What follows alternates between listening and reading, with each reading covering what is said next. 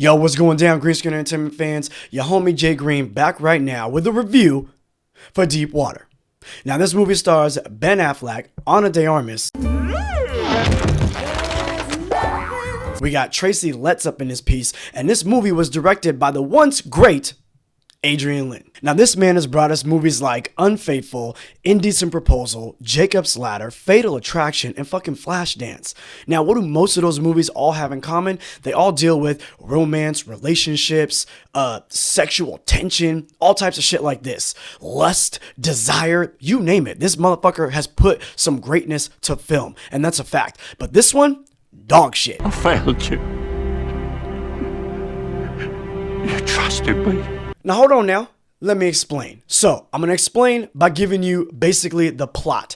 Now, just so you know, I'm going to go into some heavy-ass spoilers because I do not recommend this Hulu original. So, this movie is based on a book. And we all know that the book, 9 times out of 10, is probably going to have a little bit more detail and maybe a little bit more explanation as to why certain things are jumping off.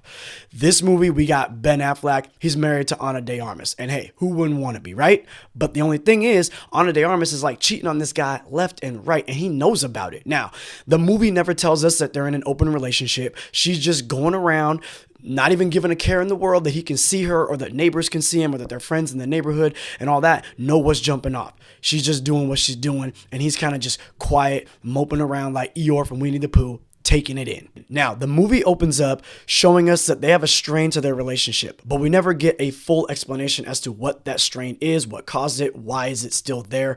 They're not solving it. We never know. They go to a party. At this party, a lot of the people are talking about this guy that was just found dead that she used to hang out with. Now, there's another dude at this very party that she told the host to invite. This is someone that she's messing around with, clearly in front of everybody without a care in the world. Ben Affleck goes up, talks to this guy, makes a joke saying that he killed that dude. This dude's tripping, he dips out, but he tells a couple people that that's what he told him before he ends up leaving. So this sets up a chain of events where one of these dudes at the party, played by Tracy Letts, ends up assuming that Ben Affleck probably really did kill this guy, and now he is on a mission along with Ben Affleck's wife to find out if he actually did that and if he's killing other people throughout the film that his wife is hanging out with. Now, that sounds like a pretty legit premise, right? You got the wife, you got the neighbor trying to figure out if her husband's some kind of crazy sick psychopath killing MFs all around town. Nice little murder mystery. Yo, I'm definitely here for that. The only problem is this film didn't really give us any connective tissue to put the shit all together. One, we never get a full explanation or understanding of why their relationship is in shambles. Why is he allowing her to cheat? Why is she cheating? Why is she so pissed at him? They don't love each other no more. I mean, they got a child. They don't want to make it work. Nothing like that. Two, he's killing motherfuckers all around town in a super duper messy ass way. Like he done never checked out an episode of CSI. They gonna find his ass real quick. And three, characters in this movie don't react or respond in a realistic, sensible manner to what this guy is doing. And what I mean by that is this. His friends, when he's being questioned about murdering someone in a swimming pool, turn a blind eye. This man has every motive in the book to snuff these motherfuckers out, and they just turn a blind eye, act like nothing happened. Like, no, why would he do that?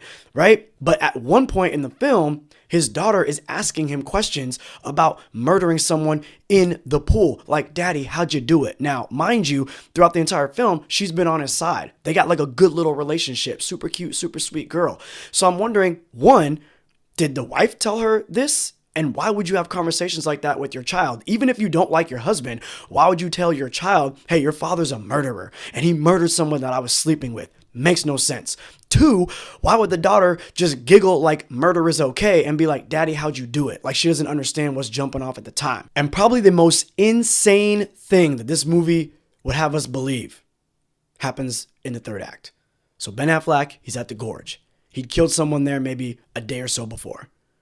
He went back to the gorge to make sure that this body will not be found. He's trying to push it back under the water because he saw it floating up a little bit the other day when he was there with the family.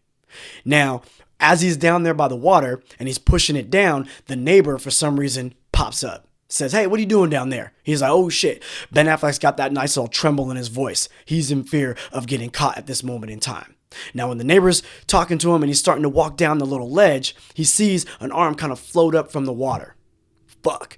Ben Affleck knows, shit, I'm caught up, it's go time. This guy says, oh shit, he runs off, gets in his car, he's probably driving a Saab 900, I don't know what it was, okay? Ben Affleck hightails it up this ledge.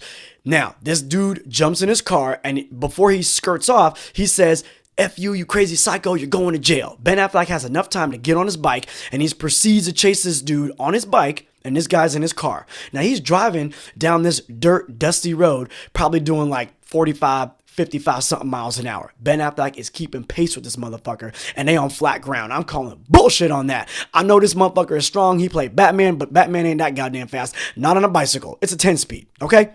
Now, as this dude is driving down this road that he probably doesn't even know that well because he just moved into town, okay? He's taking these corners like a G, right? Now, he's trying to text his lady and say, oh shit, I caught him. He's busted. Why wouldn't you just call her? That's the more common sense thing to do because at least you can have her on speakerphone and you can be watching the road. He ain't watching the road. So what happens? He ends up skirting off the road and he goes off a cliff. Ben Affleck looks over the cliff like, ha, I made it. He rides back in town, none the wiser. It is the most bullshit scene in the entire fucking film. Not the fact that he killed someone in a pool at the party and nobody saw him. Not the fact that his daughter thinks he's a murderer and she's chill with it, talking about, Dad, give me the Cheerios. Not the fact that he ain't tripping that his fine ass wife is out here effing people left and right, making a mockery out of this man. But the fact that on a 10-speed bicycle, he's able to keep up with this car doing 80. Get the fuck out of here. Unbelievable.